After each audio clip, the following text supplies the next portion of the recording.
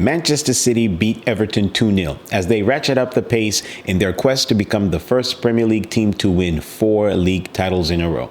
On the other side, Everton are just doing their best to stave off relegation. They knew that today was going to be a daunting task trying to keep this Manchester City team at bay, especially because they have a very poor record, not only at the Etihad, but in general against Manchester City.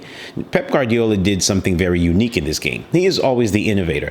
He had 4 center-backs playing. Now, we've seen him do this before, so this is not unusual to him, but ostensibly he was doing it because he wanted to make sure that Everton do not have the ability to counterattack them.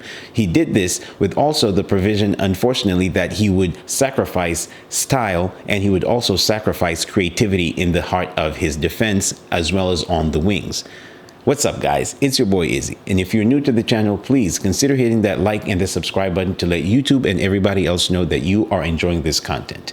Now, the game began exactly as you would think it would. Manchester City having loads of possession and Everton being pinned back. Everton knew that to come out of this game with anything, they would have to have a near flawless defensive capability. Now, Manchester City knew that if they were to break Everton's resolve, they would make sure that they have to ratchet up the pressure, as they always do whenever the teams come to the Etihad. Surprisingly enough, the first few opportunities actually fell towards Everton's side, with Godfrey having the very first opportunity as he tried to bundle the ball behind Edison. He clashed into the keeper, and that resulted in him needing extra treatment. Calvert-Lewin also went close, but instead of squaring the ball to McNeil, which probably could have been the better option, he decided to try and chip Edison, and his shot went woefully past the goalkeeper, who didn't even make an attempt to save the ball. The first half was what you would have expected. Manchester City were on top for large parts of it, but surprisingly enough, they didn't have any incisive edge, and that was because they had entrusted Doku and Phil Foden on the wings to try and be the creative source. They didn't have anything in the midfield that would have suggested that they're going to have the creativity that Kevin De Bruyne or Bernardo Silva would give, because both of them were on the bench. Alvarez was probably going to play more as a number 10, and he would try to become more of a shadow striker, and that is something that would limit their capability, because Alvarez is quite better going forward than he is at making creative opportunities, and this limited Manchester City, and that is why we didn't even see them have a shot on target in the first half. Everton grew into the game as the match wore on, but Manchester City still had a very good stamp of authority on the match. Everton were happy with the result being 0-0, and as they went into halftime, Pep Guardiola had a lot to think about. So when they came back from the break, of course, Manchester City would continue in exactly the same vein that they had in the first half. They would keep on prodding, but they didn't have any incisiveness. And it was no surprise that in the 57th minute, we saw Kyle Walker and Kevin De Bruyne come in for a double change. This was going to ensure that Manchester City are going to have much more of an incisive cut through the wings, and they would also have Kevin De Bruyne, who is the creator-in-chief in the Premier League. This was going to give Manchester City much more control in the midfield. Not that they didn't have the control before, but this would give Manchester City the creative edge that they would need to slice Everton open. Surprisingly enough, Everton's resolve was not broken by the fact that Manchester City made some intricate passes in their penalty area, or that Manchester City's creative force came to the fore. Rather, it came from a very scrappy goal. A corner kick that Julian Alvarez took, the ball ping-ponged in the penalty area after a Ruben Diaz header. It landed at Erling Haaland's feet, and the Norwegian let off a venomous shot that went past Jordan Pickford before he could blink. And the resulting noise caused by the raucous crowd was equally matched by the celebration that Haaland had after scoring his very first goal in 77 days. Now, we know that he's been injured for a while. He had a broken foot, and so this was going to give him the confidence that he needed to have, but better yet, it was going to make Manchester City make Everton come out of their shell, because they now needed to go forward in search of an equalizing goal.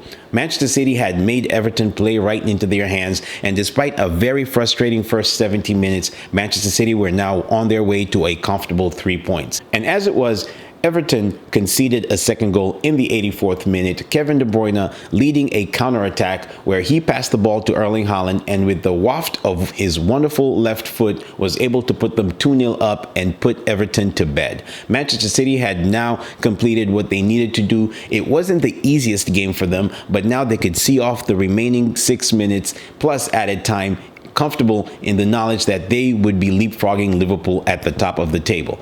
The rest of the game was an exercise in control from Manchester City. All they needed to do was hold on to the ball. And the only other two notable things that happened in the game was a 90th minute goal that was canceled for offside for Beto, who was definitely offside. And towards the end, Kevin De Bruyne had a chance to add an extra gloss to the scoreline, but unfortunately his chip landed just past the goal, and that was it. Manchester City had finally won the game 2-0, and it was not the easiest victory for Manchester City. It was a slog for pretty much most of it because they failed to create a lot in the first half. But when you are able to call on Kevin De Bruyne and the likes of Kyle Walker from your bench, and they definitely also had Jack Grealish and Bernardo Silva, it was only going to be a matter of time before they were going to break Everton's resolve. Everton, for their part, tried to do what any other team would do at the Etihad when you know you don't have the tools to take care of Manchester City.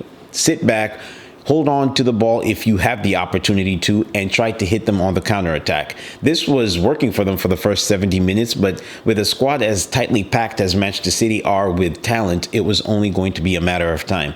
What does this do to the title race? Nothing. We all pretty much expected Everton to capitulate at some point in this game today, but that does not mean that Manchester City are without any faults in this game. Sometimes you can see that Pep Guardiola's tinkering can lead to them having a stalemate for large parts of the game, and that's the only thing that really stifled them here. And I can see why he wanted to have the 4 center backs as his defense, but I don't think that Everton were going to cause them enough problems for them to really need to have such a defensive setup, because when they have Rodri at the heart of their defensive midfield, they should have been fine. And the fact that they didn't really have any true fullbacks limited their abilities to create width. Now, Doku is a good player, and he did do that in the first half. He actually had an opportunity for Erling Haaland when he headed over the bar. But other than that, Manchester City did look a little toothless. Now, it wasn't that they didn't play well or that they couldn't ratchet up the gear slightly higher to be able to take care of Everton, but I do think that this